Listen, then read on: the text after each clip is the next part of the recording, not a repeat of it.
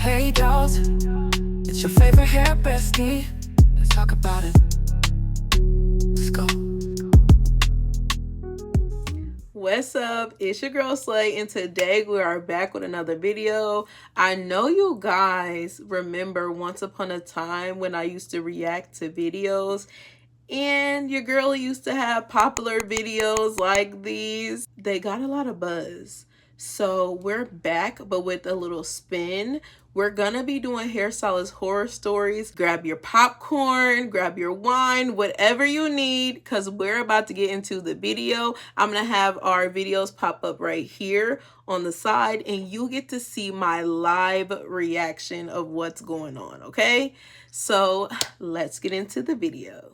Imagine doing your client hair, and at the end of the appointment, when it's time to pay, you ask her how would she be paying today, and she told you to ask your man. So since I moved back to Florida, I honestly haven't been taking clients, but there has been a few people here and there hitting me up asking me to do their hair. Most of the time I tell people that I'm not taking clients only because I don't have a suite or anything, and I don't like people coming in and out my house. But I had this specific client who was just very adamant about me doing her hair. She like, it's my birthday, like I've been following you on social media for a long time, and I don't want nobody else to do my hair but you for my birthday. So me being Okay, I'm going to pause it because you will get clients like that, right?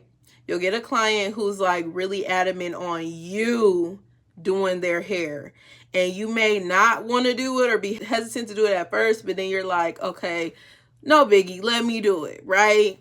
So off rip, I feel like this is going to be a really good one. Just by how the video is sounding, but make sure y'all go follow this hairstylist, Tiana Red, on TikTok, okay?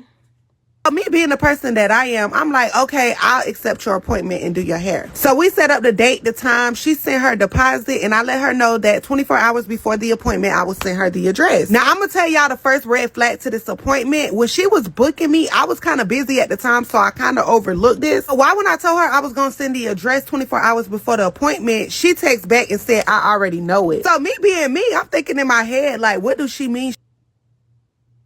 You already know my address. One thing about me, I have in my booking policy that you cannot give my address out. But that was when I was a home stylist. That's just like red flag. Like she said, red flag. Because how do you know the address? Something fishy going on. She already know it, but like I said, I was busy, so I didn't think too much about it. So fast forward 24 hours before the appointment, I text her the address, and she reacted with a thumbs up. The next day she arrived to her appointment, everything was going good. But y'all, let me go ahead and tell y'all what the second red flag was that I also ignored. So anytime I start my client's hair, I always ask them how they want me to style it. So mind y'all, she go on her phone, she go to her gallery, she's showing me the picture. Why a text come through to her phone, and she hurried up and snatched the phone. I really like these baby hair. Can I just say that? I love a good set of baby hair. I do. I'm not one of them girls who feel like it's for the kids, it's for the younger crowd. I really like these baby hair. Snatched the phone down. So I'm looking like, what the Then again, still me being naive, I didn't think nothing of it. So she hurry up and text back whoever she was texting, and then she go back to the gallery to show me the picture. Now, why I done peeped that this girl put her phone on do not disturb. So right then, this kind of threw off my mood, but then again, I'm still not thinking nothing too much of it. So I go on to do her hair. I finish her style. She loved everything about her hair. She was thanking me so much for taking her appointment, even though I wasn't accepting clients. And she went on to tell me that her sneaky link was gonna tip me $50. Real quick, I would like to tell y'all this story time is not about the person in the chair. This is my homegirl, Golden Tea. And y'all gonna have to come back for part 2 so I can finish telling y'all the story. So we gotta go to part 2, y'all. Let's go to part 2. So this comment says, laughing my ass off, why does her putting her phone on do not disturb bothers you? That's kind of weird. Now, if you watched the whole video, you heard in the beginning where I said when I went to tell her that I'm going to send her the address 24 hours in advance, she told me she already had my address, which was quote unquote weird to me. Although I didn't think nothing of it, I still kept that in the back of my head. So you showing me your phone to show me what style you want. Somebody texts you and you hurry up and snatch your phone. I don't know about you, but I consider that as being weird. Okay, because I understand it a little bit better now. I was already hesitant on doing your hair, and then I couldn't even give you the address because you already knew it. It's just like she kind of like, I don't know about this girl. And I know y'all probably thinking like, well, how come she let her come to get her hair done? But it's just like, clearly she was trying to be nice, do the girl hair. She's not thinking like it's gonna be like a big thing, and if it is something, then she know how to take care of it. And the girl's giving her weird vibes at the appointment, clearly, because she snatched the phone off rip, putting the phone on do not disturb. She probably felt like maybe something in the text message was about her, rightfully so. But honestly, to me, I wouldn't feel like, one, you're not going to be snatching a phone from me, because just why give me the phone if you're going to snatch it? For two, you should have put the phone on do not disturb before you gave me the phone. You feel me? Then you wouldn't have to worry about anything popping up. But that's just me though. Weird and very much suspicious, keeping in mind you already had my address before I ever sent it to you. Now, just because I didn't think anything of it in the heat of the moment because I was busy, don't mean that I didn't sit back and reflect on how did she even have my address. But me being the professional stylist that I am, I said I'm going to still continue to take her appointment and just see how the appointment play out. And let me also add, when the message popped up on the screen, it only showed the number. It didn't show what the person texts by how she have her settings set up. And if you know me, you know if I don't have my glasses on, I can't really see. So I really only caught what the last two numbers were. And why the last two numbers was the last two numbers of my boyfriend's phone number. Okay. We're going to pause there because, hold up. Ain't it funny how when a woman know? Because off rip, she said she didn't have her glasses on, so she already couldn't see. But it's just something about a woman, intuition don't lie. Something told her to pay attention. Something told her to pay attention to the number specifically. Even though she didn't have her glasses, she didn't know what the message really said. She caught what she needed to catch, because when a woman know, and when a woman's supposed to know, a woman's gonna know. Okay, so she was supposed to catch them numbers, and it's not a coincidence that it was her boyfriend's phone number, the end in 2 digits. Okay, hold up. Number, which I didn't put 2 and 2 together until after the situation happened. But you noticed, yeah. Okay, do we got a part 3? But she noticed the number though. We got a part 3. All right, so let me give y'all part 2 of how I found out that my client was messing with my boyfriend while I do my reset. So if you already seen part 1, we left off on the part where it was... I don't know what I would do. It's like off rip, he's deaded. But at the same time, you got a lot of nerve to come to my house. You got a lot of nerve to get your hair done by me. And you messing with my man.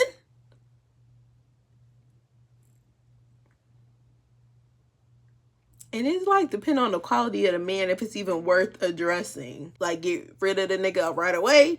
Or if you want to talk about it. Or if you want to address her. Like, it really depends on what type of man you mess with. This is your man. Like, yeah, he your boyfriend. But you know the ones that you real stiff on. And the ones that just like, okay, he was a dusty anyway. You know what I mean? Like, it depends on the quality of the man on how you gonna handle it.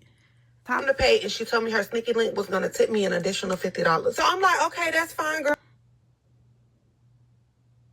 She's trying to be funny too, because I did catch that last video. She said my sneaky link gonna send you $50. So not only are you trying to be funny, come to me getting your hair done, you know that that's my man, then you calling my man your sneaky link, then you trying to be funny like, oh, your man gonna tip you for me because that's my little whoop-de-doo, my little yeah. Girl, thank you so much. So at this point, she started gathering up her stuff like she about to walk out the door. When I tell y'all, she was gathering her stuff real quick, trying to dodge the door. So I'm like, what we gonna do about the payment? Because I still haven't received anything. This girl looked me dead in my eye and said, ask your man. Now, I'm not gonna lie. It really caught me off guard. So I'm looking at her. She looking at me. And I'm just...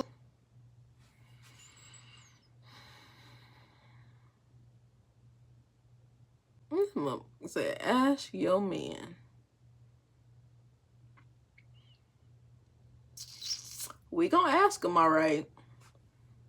Like, huh? I honestly thought I was being pranked because in all of these years of me doing hair, I've never had nobody try me like that. This girl said, yeah, he told me to book you and he said he got it. So I'm like, I don't know what kind of goofy ass got going on. So it's kind of like I'm trying to debate who more disrespectful, the client or that man. But dudes be pillow talking too. And I do feel like dudes that's real messy, real catty, real You fucking with niggas that's thinking they cuter than you? Them type of niggas, I do feel like they would be catty enough to be like, oh yeah, book this girl, da da da, because you trying to keep the side chick happy, your little sneaky link happy. So you like, go to this girl that I know gonna whip that. Yo, on the flip side, I'm your girl. Cause like, nigga, who you care about more? That comes into question right now, I'm feeling like, because you giving the side girl notations at that like you don't care about your girl, and then it's like you don't have no remorse for what you're doing because you like, oh, go to her and I'm gonna pay for it. And she bold enough to go to the girl, tell her, I know where you live already, girl. Go there, pull up, get her hair done, then say, your man gonna pay for it. Ask your man about it. Who does that? Baby, it would take God himself to get me up off of both of y'all. Or what kind of games you playing right now, but I need my money. She told me only way I'm gonna get my money is I'm gonna have to put my hands on her. Now, if you know me, then you know I'm not a You want to do it right here, or you want to go outside? Because I'm going to get my money. not a confrontational person at all. So she going to say, yeah, that was your man who was texting me this whole time, and I'm not going to go back and forth with you because I got to make it to my eyelash appointment. So me and her start going back and forth. In the midst of all this, he started calling her phone. First thing he say when she pick up the phone is, dang, why you ain't show me how your hair turned out? So as she telling him that me and her going back and forth, I snatched the phone out her hand. So I'm like, well, damn, this what you on for real? Soon as this man heard my voice, he hung up the phone in my face. So I'm telling her, like, listen, I'm not going back and forth with you. I'm not finna fight you over no money. If you don't have my money, you will be booked in the Orange County jail. Y'all, it gets even worse. This girl opened up her purse and pulled out her pum on me. At this point, she's swinging it in the air and she Tiana, baby, I'm hoping it's a fake story.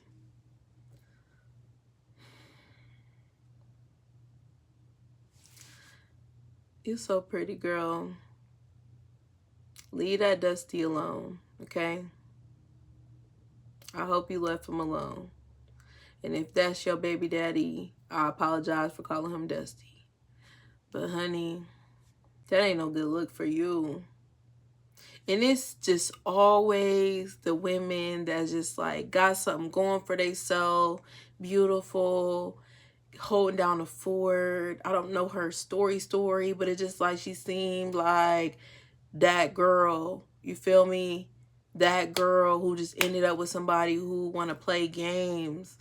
And it's just like, not when it come to my business. You could have did this same scenario without putting my business in it. You could have been messing with somebody and I'm around the girl and I find out y'all messing around without you putting my business into it. Not only do this girl pull a pum out on me, but now I got a nuck if you buck, because what the... You get what I'm saying? Like, you really supposed to be down for me, but you really down for we. And it just like, honey. She telling me that she'll unalive me before she ever let me call the police on her. I don't know about y'all, but I'm not finna lose my life over $135. So I told her she got that. She could go ahead and leave. While a few minutes later, this man come bamming at my door. So me knowing that he already got 2 open warrants, I called the police. Get your shit! Get your shit! And get out!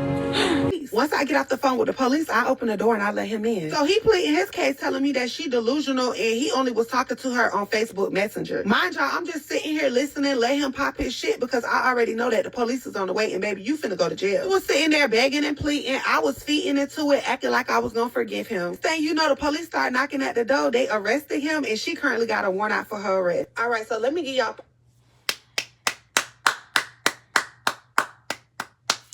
You know what? I'm proud of you. Not that you need that from me. I'm proud of you. You know why? Because you have a kid, as we see in the video. And a lot of times we get so hot-headed and we just want to jump stupid, you know what I mean? Right off rip, right off bat, because of what's happening in the moment. And I'm pretty sure she thought, like, at the end of the day, I got a kid, baby. At the end of the day, that nigga, okay? You can have that, because 150 ain't nothing compared to my life. You know what I'm saying? So I appreciate the fact that she thought fast, but it ain't nothing like somebody playing with you and then you not being able to really respond how you really could really, you know what I mean? How you could really, you know what I mean? So it take, you know what, this is what I'm gonna say. It ain't nothing to jump stupid. It takes a lot of courage to not do nothing. So I feel like she handled it correctly. Clients like this is very, very messy. I do think that she said the first red flag was her already knowing the address, but sometimes we ignore our first warning and we, you know, do it anyway. So I do feel like if she would have kept up with that first red flag, first warning, then she wouldn't even been in the whole situation entirely. But for some reason, it was on her heart to help her out, trying to be a good person. And this just how the cookie crumbled. But let me tell you, don't pull no shit like that with me, honey. You will never know what's going on with anybody and what they trying to pull. But please don't come this way. When it come to business, we not even gonna play like that. And I know she feel more so because it's like nothing to leave that dusty behind. Again, is that your baby daddy? I'm sorry. But it's none to leave that dusty behind and find another one. But it's something to play with somebody's business. Like, you just don't do stuff like that. But that's my take on it. What do y'all think? Let me know in the comments. Have y'all dealt with something like this before? Have you ever been close to anything like this before? Have you ever read a client's messages while they're in your chair before and seen some stuff that just was not so pleasant? Have you ever been a client sitting in somebody's chair trying to hide something like this before? Let me know in the comments, because I'm interested to know y'all take on the situation. What do you think? How would you react? Because this situation is just like all signs led to no. X that hoe. Okay. But this is the end of the show. So I will see y'all in the next video, because you know how it go. Slay signing out.